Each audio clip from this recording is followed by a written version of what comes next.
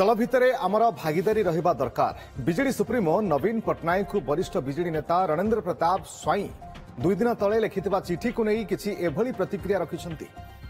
BJD संगठन हाइजाक करने को सुजोग दिया न जाऊ बोली लिखिथिले रणेंद्र। ए प्रसंग गला बहु वर्ष धरी से कहिछन्ति। आम दल रे आम भागीदारी रहिबा जरूरी, जहा चिठी रे लिखिछि ताहा अनुसार दल चलिबो बोली आशा रखिछि बोली से दोहराइछन्ति। नॉमिनेशन ने मु दस्तखत करिछि। मु एक्सपेक्ट करूछि जे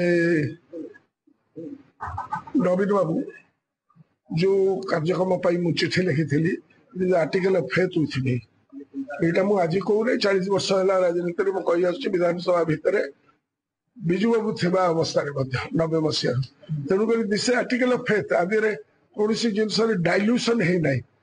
विधानसभा भितर आमे जो कार्यक्रम एथर करिथिलु एवं आंबेडकर मूर्ति तले जाई बसिथिलु जो कार्यक्रम पाई एवं जो धारा पाई जो समस्त को भागीदारी पाई से भागीदारीटा हमर दल भितर मध्ये होवा दरकार।